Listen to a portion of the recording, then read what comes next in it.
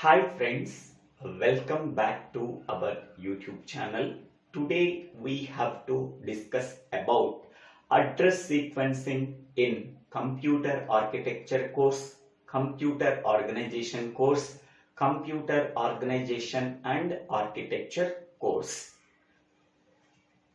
This figure shows the control memory. In that control memory, we have to store the microprogram. A microprogram is nothing but sequence of micro instructions. Suppose we have to store the one microprogram in the control memory. It consists of 104 instructions. Starting micro instruction address is 1000. Last micro instruction address is 1103. Now we have to read the instruction addresses from the control memory in sequence. That process can be called as address sequencing. That means simply we have to read the addresses of micro instructions that are read from the control memory in sequence. That process can be called as address sequencing. This is the simple definition of address sequencing. Address sequencing is defined as sequence of addresses of micro instructions which are to be read from the control memory. Now, address sequencing can be done in 4 ways. First one is incrementing of the control address register. Second one is unconditional branch or conditional branch based on the status bit conditions. Third one is a mapping process which is used for transforming the opcode bits of the instruction to an address for the control memory. And fourth one is a facility for subroutine call and return. Now we have to discuss each and every address sequencing method. First one is incrementing of the control address register. In this method, we have to use a incrementer. That incrementer is used for incrementing the content of the control address register by 1 to select the address of the next micro instruction to be read from the control memory. Now I am explaining whatever I am explaining, that can be illustrated with one example. As we discussed previously, one microprogram is stored in the control memory. It consists of 104 instructions. First micro instruction address is 1000 and the last micro instruction address is 1103.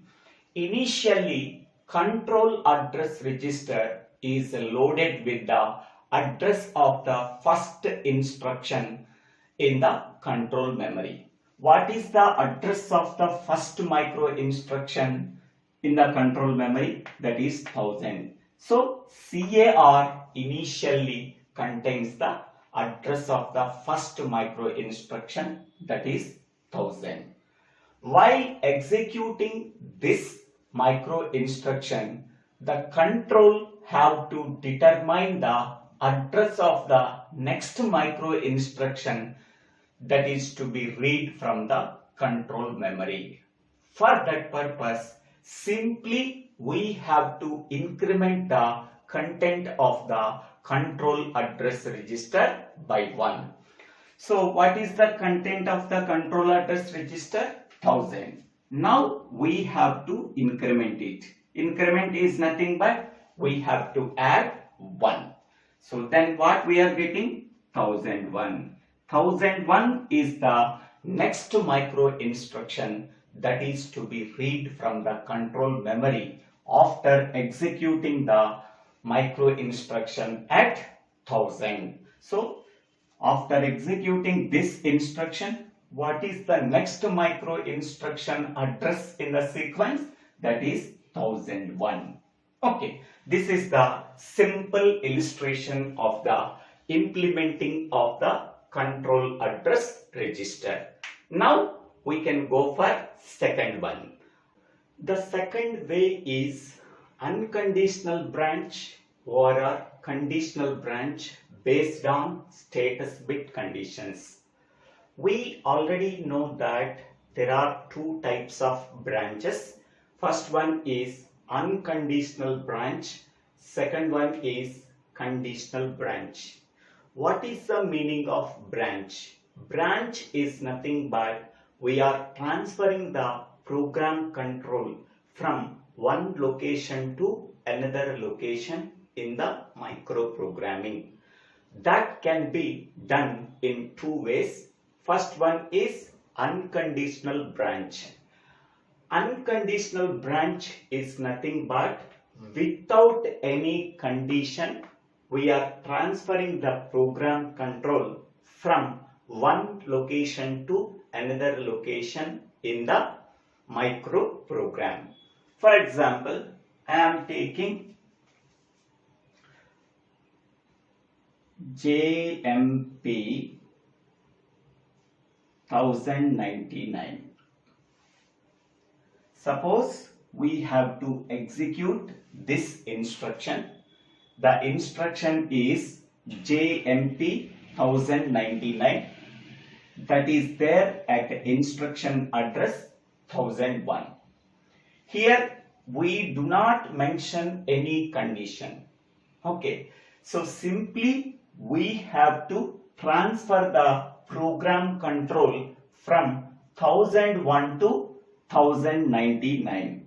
So here we have to transfer the program control from 1001 to 1099 without any condition. That is called as unconditional branch.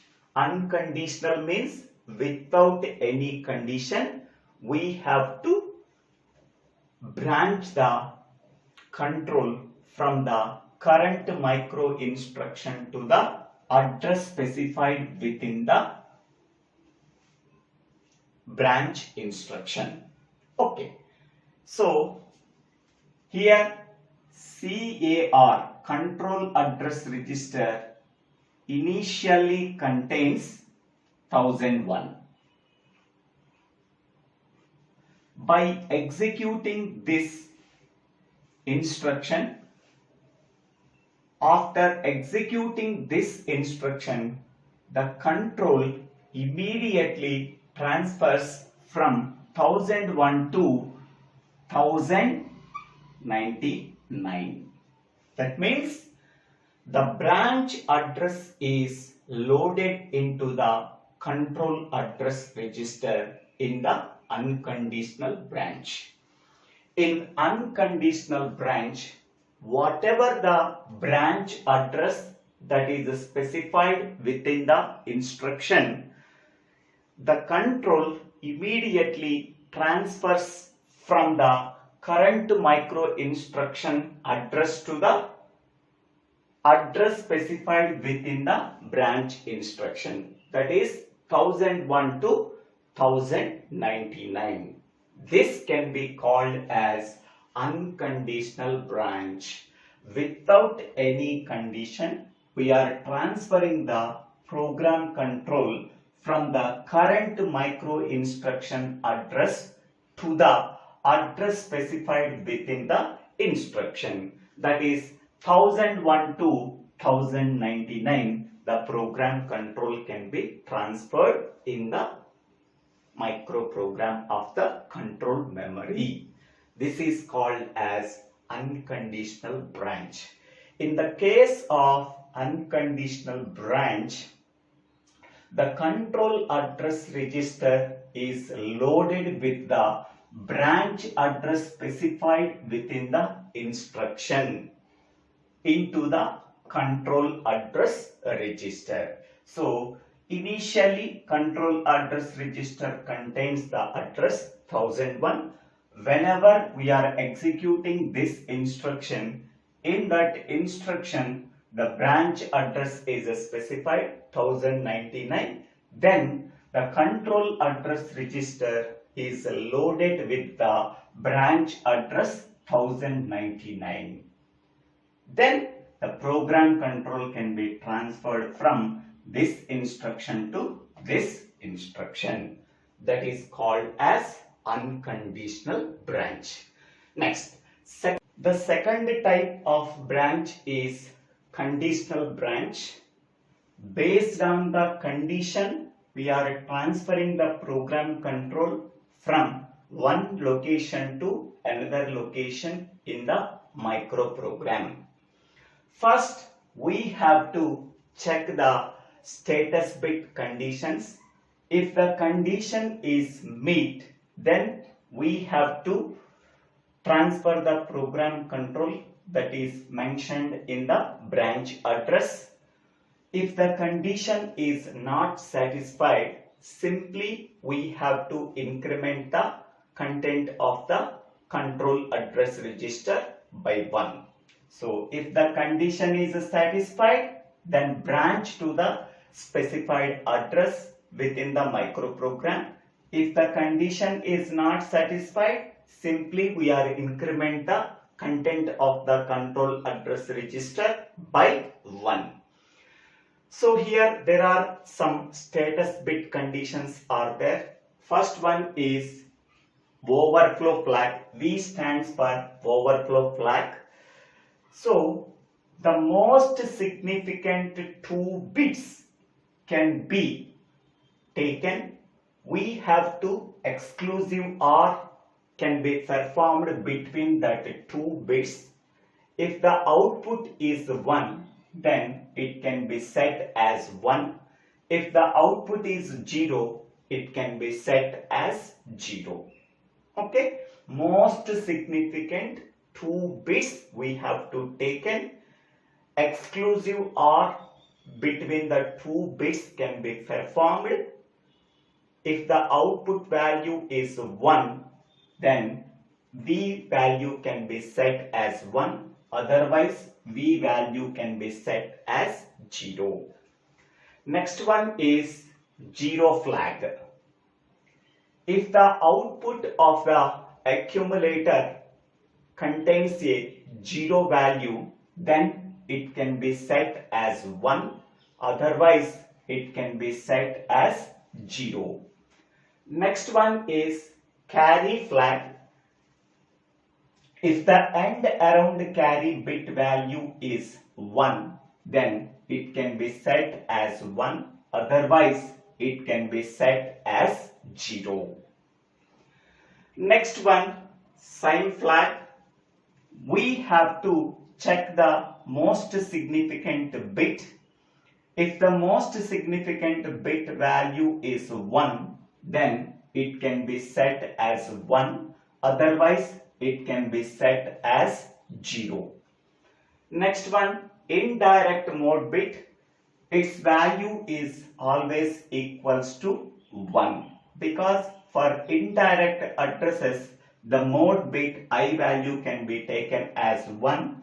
If its value is 0, it can be taken as direct addressing. So these are the status bit conditions we have to use. First, we have to test the status bits, whether it contains either 0 value or 1 value.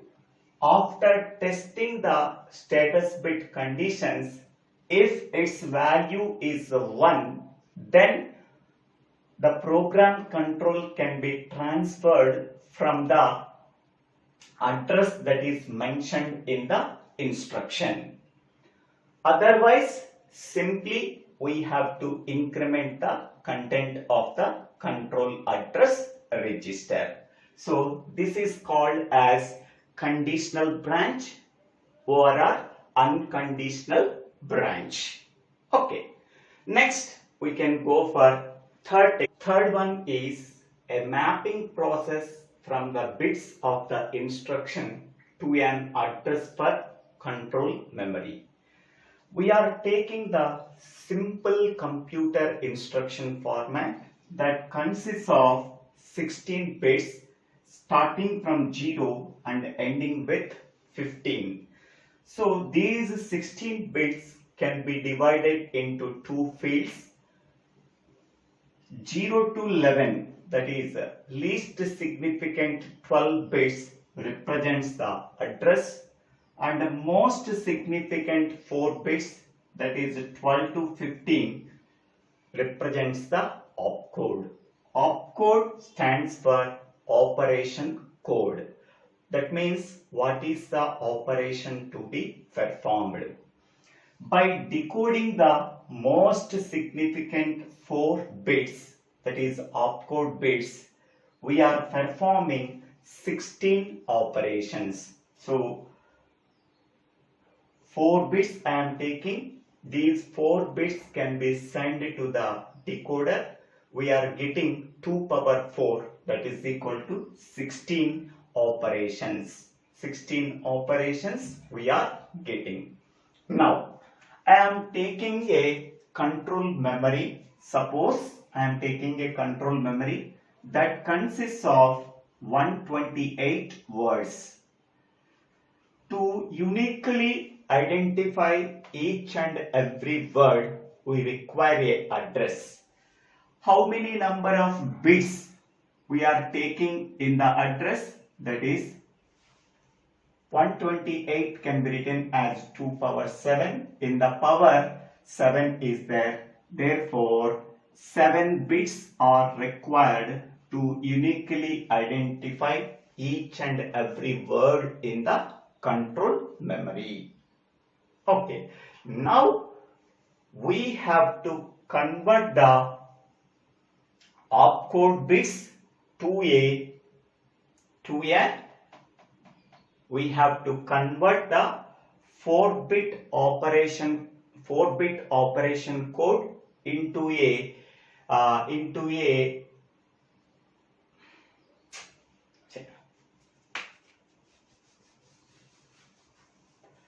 for every 4-bit operation code, there exists a microprogram routine in the control memory.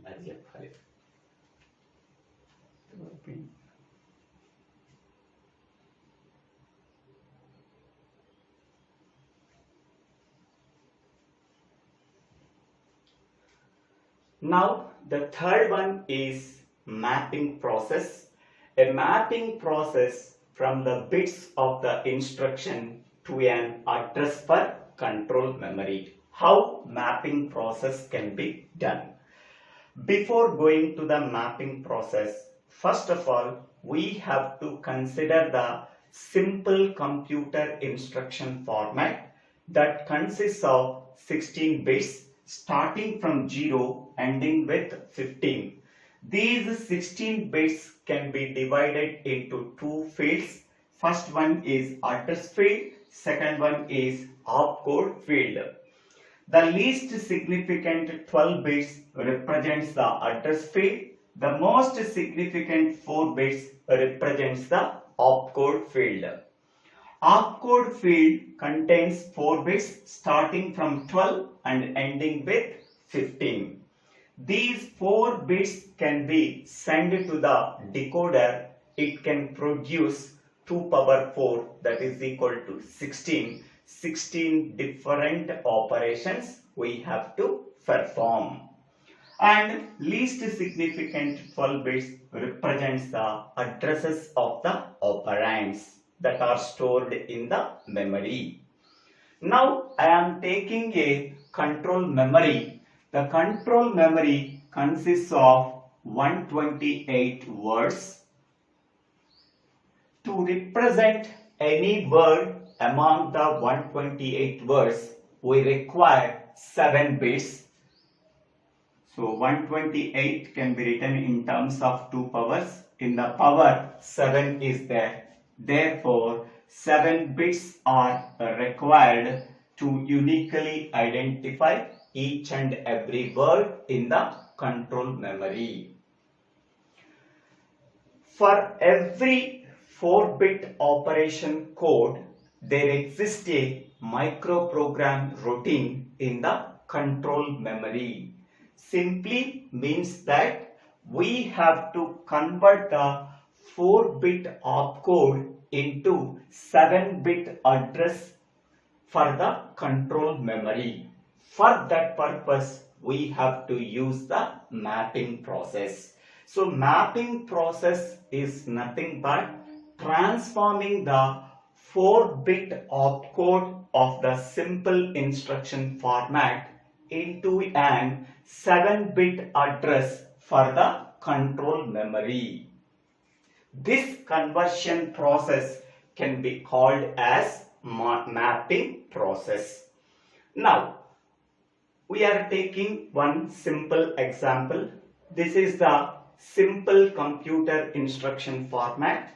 It consists of 16 bits starting with 0 and ending with 15. So first 12 bits 0 to 11 represents the address field. Next 4 bits, that is 12 to 15, represents the opcode. Okay, these 4-bit opcode can be converted into 7-bit address is called as mapping process. Mapping consists of placing a 0 in the most significant bit of the micro instruction address. So here we are placing the 0 bit in the most significant position of the micro instruction address. Next 4 bits, as it is 4-bit opcode, can be transferred to micro instruction address, that is 0111. So 0111. Next, the 2 least significant bits of the control address register can be cleared. So these 2 bits, the 2 least significant bits of the control address register can be cleared. So then we are getting 00. Okay. So mapping consists of placing a 0 in the most significant bit of the micro instruction address, and 4-bit opcode as it is transferred to the micro instruction address. Next, clearing the 2 least significant bits of the control address register. Then we are getting this one. Finally, we are getting the micro instruction address is 0, 0111 and 00. This 0 we are simply placing at the most significant bit of the micro instruction address. These 4 bits are simple opcode bits.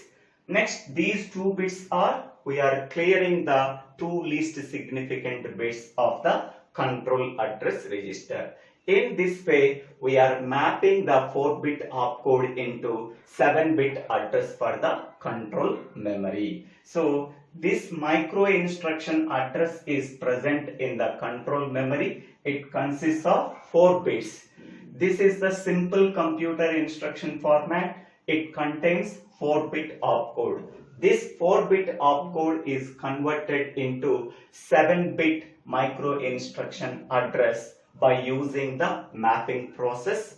So placing a 0 in the most significant bit of the micro instruction address and clearing 2 least significant bits of the control address register and 4 opcode bits directly transferred into the micro instruction address. So we are getting the 7-bit micro instruction address by using the mapping process. Next, we can go for 4th one, a facility for subroutine call and return. 4th one is a facility for subroutine call and return. Subroutines are nothing but functions A function is a sequence of instructions to perform a particular task. In the microprogrammed control point of view, functions can be called as subroutine. A subroutine is nothing but simple program that can be used by other routines to perform a particular task. A subroutine can be called from any point within the main program. Subroutine call and return is nothing but calling function and called function in the C programming. Whenever a function is called in the main program, the program control immediately transfer from calling function to called function. After executing all the statements within the called function, the control must return to the main program. Okay, so whenever a function is called, the control can be transferred from main program to subprogram. That is nothing but calling function to called function. After executing all the statements within the function, the control must return from called function to main program. That is nothing but called function to calling function. In the same way, subroutine call and return can also works in the same manner. Suppose we are executing the instruction that is present at 1001 address. So at that time, CAR contains 1001. In 1001 address, what is the instruction that is present? Call 1100. So it is like a calling function. Whenever we are calling a function in the main body of the microprogram, then the control immediately transfer the program control from calling function to called function. That is nothing but subroutine. That is nothing but starting address of the subroutine. After executing all the statements within the subroutine, the control must return from subroutine to main program. That is nothing but transferring the program control from called function to calling function. Okay, so we are transferring the program control from 1001 to 1100. 1100 is nothing but starting address of the subroutine. After executing all the statements within the subroutine from 1100 to 1103, the control must return from subroutine to main program, main microprogram, that is 1000 not. Okay, 1002 is the return address. Okay, how we are getting 1002? When we are executing the instruction that is present at 1001 address, what is the next micro instruction address? That is 1002. 1002 is the next micro instruction address. This is called as a return address. Whenever we are executing the instruction that is present at 1001, okay, what is the next micro instruction address? 1002. This return address is stored in the top of the stack. Top of the stack. Here, instead of storing the return address in the top of the stack, we have to use a subroutine register. SBR is nothing but subroutine register. So in that register, we have to store the return address. Okay. Now, whenever we are transferring the program control from subroutine to main program, we have to visit the subroutine register. whatever the written address that is present, that can be transferred to CAR. Now CAR contains 1002. Okay, so this is the simple procedure of subroutine call and return. We are transferring the program control from 1001 instruction to 1100 instruction. 1100 is nothing but first instruction address of the subroutine. At that time, CAR contains 1001. What is the next micro instruction address? That is 1002. 1002 is the written address that is stored in the subroutine register. This written address is used for transferring the program control from the subroutine to main program. Okay. Whenever we are executing the instruction that is present in the 1001, so this is the branch address. 1001 is replaced with 1100. Okay, so before going to 1100 address, what is the next micro instruction address? That is 1002. 1002 is the written address that is stored in the subroutine register. After that, immediately transferring the program control from 1001 to 1100. After executing all the statements within the subroutine, the control must return from subroutine to main program by taking the written address present in the subroutine register, that is 1002. Okay, now this 1002 is transferred to CAR. Okay, now CAR executing this instruction, then we have to continue the execution. Here in the C programming point of view, written address is stored in the top of the stack. Instead of storing the written address in the top of the stack, in the microprogrammed control point of view, we have to use one register.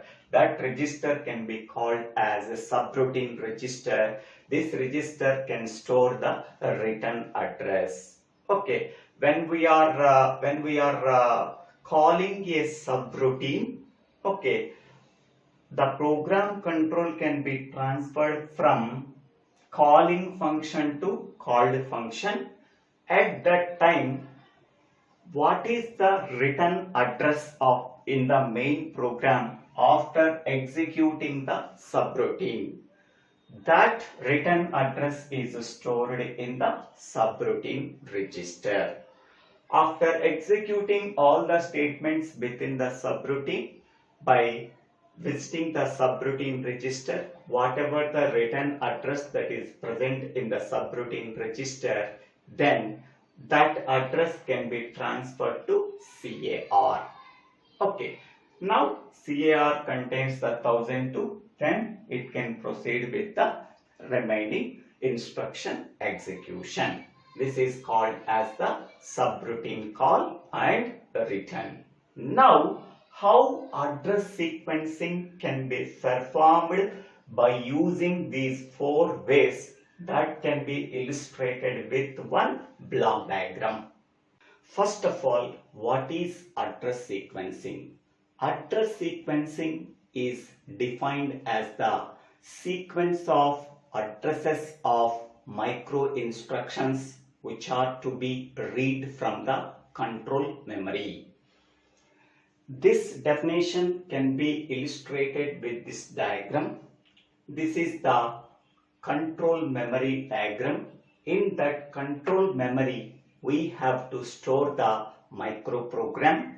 A microprogram is nothing but sequence of micro instructions the first micro instruction address is 100, last micro instruction address is 202, total 103 micro instructions are there in the microprogram. In which order we have to read these micro instruction addresses from the control memory? That is, in a sequential manner. The order in which we have to read the addresses of the micro instructions from the control memory in a sequential manner is nothing but address sequencing. That means once the current micro instruction is executing, then the control determines the address of the next micro instruction in the sequence. That is called as address sequencing. The address sequencing can be done in 4 ways. First way is incrementing the content of the control address register by 1. The second way is conditional branch or unconditional branch depending on the status bit conditions. The third way is mapping logic or mapping process that transform the instruction code bits to an address for the control memory. And fourth one is a facility for subroutine call and return. So in these 4 ways, we have to achieve the address sequencing capability. Okay. Now we are considering the first one. Increment the content of the control address register by 1. In this way, we have to use the incrementer. That incrementer increments the content of the control address register by 1 to select the address of the next micro instruction. I am explaining this way through this example. Initially, control address register is loaded with the address of the first micro instruction. What is the address of the first micro instruction? That is 100. While executing the instruction that is specified at micro instruction 100, the control must determine the address of the next micro instruction in sequence. For that purpose, we have to use the incrementer. Incrementer increments the content of the control address register by 1. Here the content of the control address register is 100, that is incremented by 1. 100 plus 1, that is 101. So 101 is the next micro instruction address. In this way, so we have to achieve the address of the next micro instruction. Next, second way is, now the 101 is loaded into the control address register. So here the content of the control address register is 100. That can be incremented by 1 by using the incrementer. Then what is the next micro instruction address? That is 101. That is loaded into the control address register through the multiplexer. Okay. Now we can go for the second way.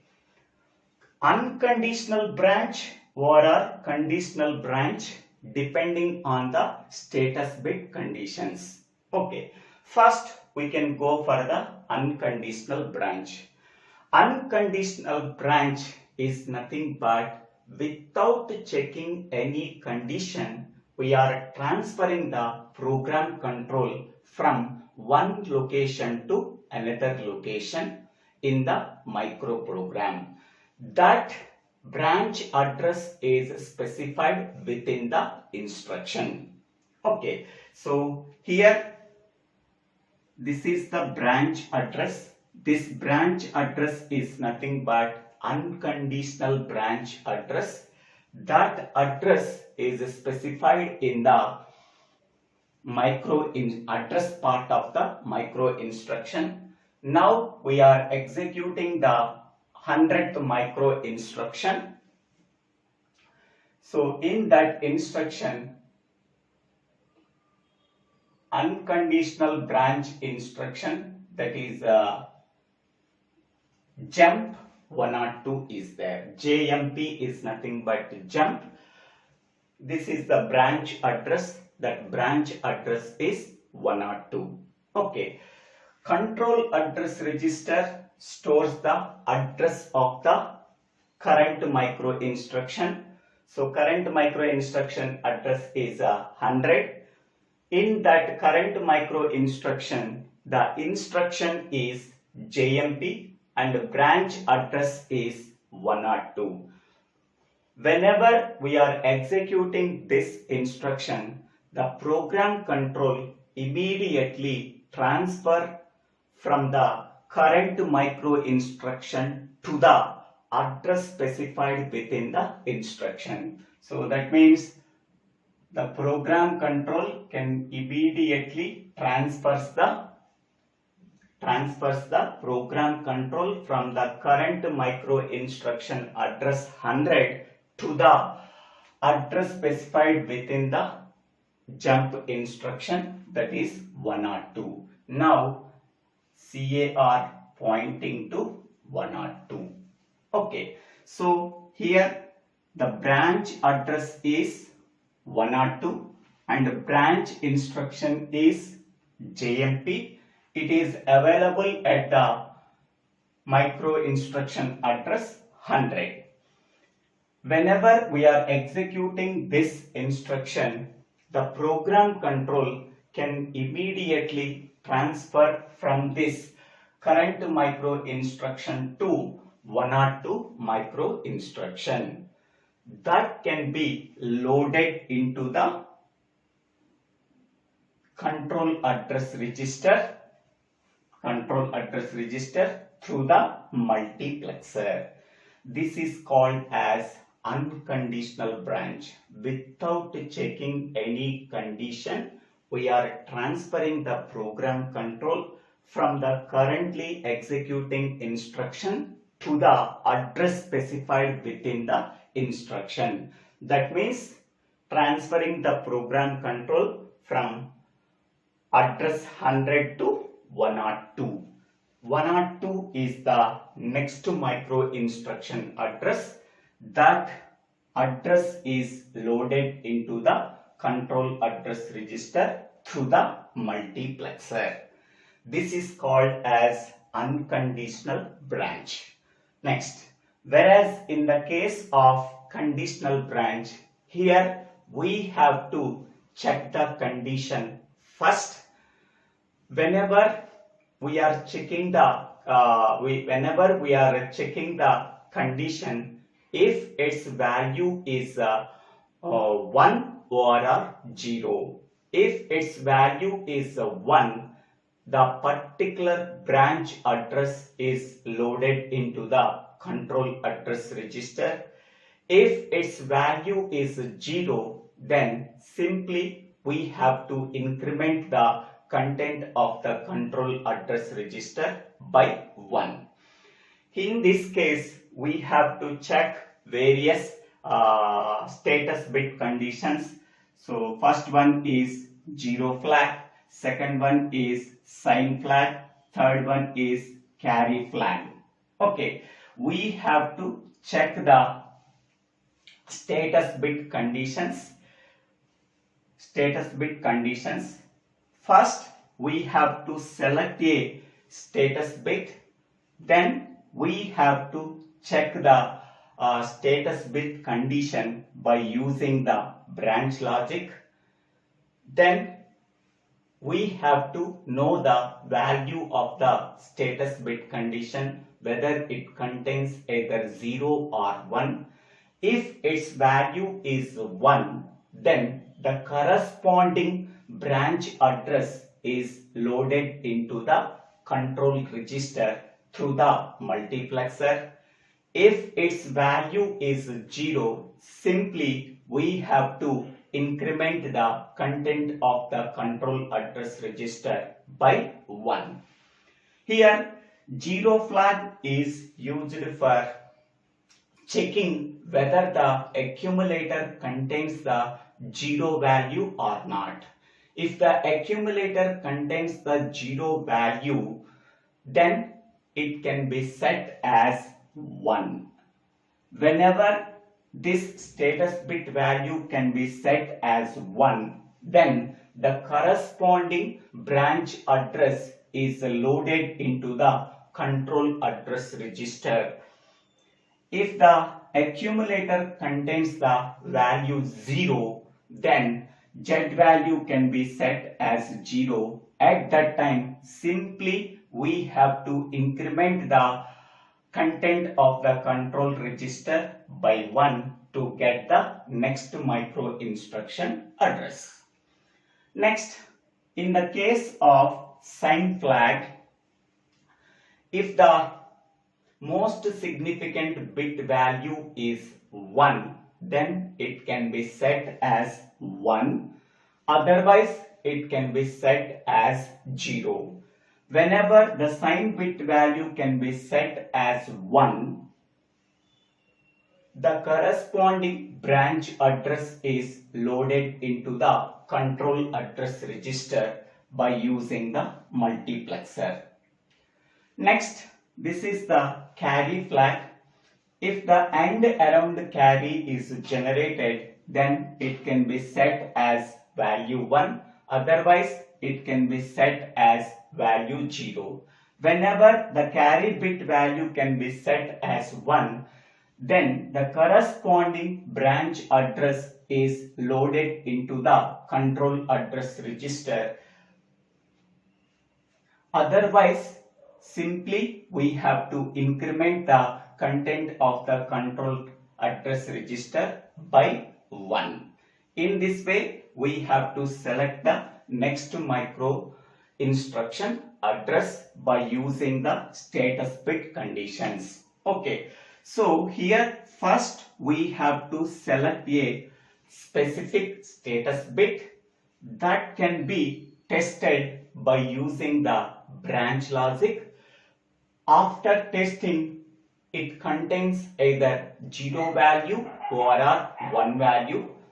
If the status bit can be set as 1, then the corresponding branch address specified in the instruction is loaded into the control address register through the multiplexer. If the status bit value can be set as 0, then simply we have to increment the content of the control address register by 1. In this way, we have to select the next micro instruction address. This is called as conditional branch. In the unconditional branch, without checking any condition, simply we are transferring the program control from currently micro instruction address to the address specified within the branch instruction. In the case of conditional branch, we have to select a specific status bit from the control memory. We have to check the status of that status bit, whether it contains a 0 value or 1 value. If its value is 1, then its associated branch address specified within the micro instruction is loaded into the control address register. If its value can be set as 0, simply we have to increment the address of the content of the control address register by 1. That branch address is loaded into the control address register through the multiplexer. In this way, the second way is performed. Next, third way is mapping logic. So generally a simple computer instruction consists of 16 bits. That 16-bit address can be divided into two fields. First field called as address field. So 0 to 11, that is 12 bits can be allocated for address. Next 12 to 15 bits can be allocated for opcode. Okay, this opcode defines what is the operation to be performed. By using the 4 opcode bits, we have to perform 16 operations. So 4 bits can be sent to the decoder. It can produce 2 power 4, that is 16 outputs. Each and every output can perform a separate operation. Now, for every 4-bit operation code bits, there exists a micro instruction address in the control memory. Okay, so that means the 4-bit operation code can be converted into 7-bit address for control memory. That conversion process is called as mapping. Mapping is nothing but conversion of 4-bit opcode into 7-bit address for control memory. How mapping can be done? Placing a 0 in the most significant bit of the micro instruction address. Okay, here we have to place a 0 at the most significant bit of the micro instruction address. Next 4 bits as it is can be transferred to the micro instruction address. That is a 4-bit opcode can directly transfer to the micro instruction address. The 2 least significant bits of the control address register can be cleared.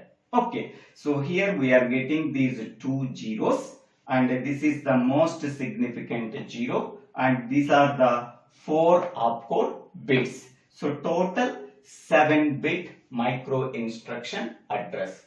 This is the normal instruction address format that consists of 16 bits. Here we have to apply the mapping logic, placing a 0 at the most significant position of the micro instruction address and clearing 2 least significant bits of the control address register. The remaining 4 opcode bits can be directly transferred to the micro instruction address. Then we are getting the 7-bit micro instruction address. This 7-bit micro instruction address is directly loaded into the control address register through the mapping logic. Here instruction code is nothing but opcode that is present in the simple instruction format. That 4-bit opcode can be converted into 7-bit micro instruction address for control memory by using the mapping logic. That external address is nothing but 7-bit micro instruction address is loaded into the control address register by using the multiplexer. Next, in this way mapping logic can be performed. And fourth one is subroutine call and return. So subroutines are nothing but simple programs. These programs are used for performing a particular task. Subroutines can be called anywhere in the main body of the microprogram. Subroutines are nothing but simple functions in the C program. Okay, whenever a subroutine can be called in the main program, the program control can immediately transfer from calling function to called function. Once all the statements within the called function are executed, then we have to return the control from the called function to calling function in the main program. So this can be done in the C programming. Same way, function is nothing but subroutine. Okay, suppose we are taking one subroutine. That subroutine can be called by using a call instruction, call 200. Call 200. Whenever we are executing that instruction 102, 102 is present in the control address register. While executing the current micro instruction that is present at 102, what is the next micro instruction that are to be executed? Simply we have to increment the content of the control address register by 1. So 102 plus 1, that is equal to 103. So this 103 is called as a return address. That return address is stored in a register called as subroutine register. So SBR is nothing but subroutine register.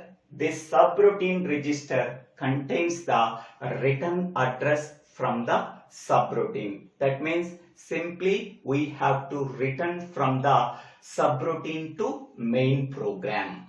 Okay. Now, whenever we are executing the instruction at 102, so the instruction is call instruction. So here call 200. The control can immediately transfer from 102 to 200. Okay, 200 is the first micro instruction address in the subroutine. So here subroutine is starting from 200 and ending with 202. The main program starting from 100 and ending with 199. Whenever we are calling a subroutine at 102 address, the program control can immediately transfer from 102 address to 200 address. At that time, the subroutine register can store the return address. The return address is nothing but 102 plus 1. While executing 102 instruction, what is the next micro instruction address? 102 plus 1, that is nothing but 103. Subroutine register contains the 103. After that, the control immediately transfer from 102 to 200. After executing all the statements within the subroutine from 200 to 202, we have to return from the subroutine to main program. Okay, for that purpose, we require the return address. That return address is stored in the subroutine register. That address is loaded into the control address register. Okay, so here the control address register contains the 102 address. While executing the subroutine call at micro instruction 102, the program control immediately transfer from 102 instruction to the 200 instruction. 200 is the starting instruction address of the subroutine. At that time, we have to store the return address. That return address is nothing but content of the control address register by 1. For that purpose, we have to send the content of the control address register 102, that is incremented by 1, that is 103. This 103 is stored in the subroutine register. This address is loaded into the control address register by using the multiplexer. Okay, so in this way,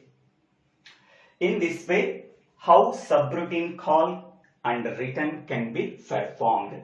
SPR is a subroutine register that contains the return address. That return address is used for transferring the program control from the subroutine to the main program. Okay, so now observe the multiplexer. This multiplexer can take 4 inputs.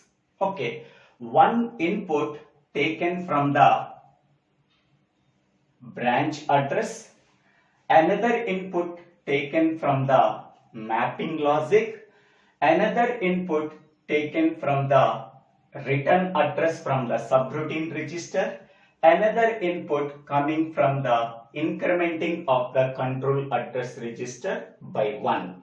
So among that 4 branch addresses, we have to select only one address.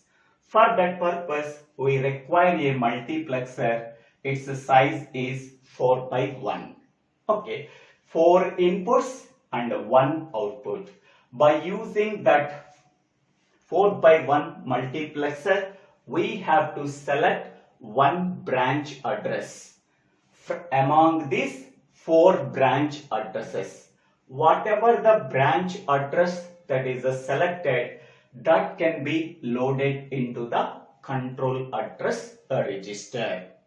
Okay. Here, the multiplexer output value is always equal to 1. Whenever the multiplexer output value is equal to 1, then among that 4 alternatives, one alternative is selected. That selected branch address is loaded into the control address register. Suppose if the multiplexer output value is 0, then we are not selecting any branch address among the 4 alternatives. Simply we have to increment the content of the control address register by 1. Okay, so in this way, address sequencing can be done in 4 ways. Okay, here the control address register can be operated by applying the clock input. Whenever the clock input is applied, whatever the branch address that is selected, that branch address is loaded into the control address register whenever the multiplexer output value is 1. Otherwise, simply we have to increment the content of the control address register by 1 to select the next micro instruction address. In this way, we have to select the next micro instruction address while executing the current micro instruction in the sequence. That can be called as address sequencing. Okay, I hope all of you understanding this concept. If you clearly understanding these 4 ways, please watch the video that is available in the comment section. In that video, I am clearly explaining these 4 ways.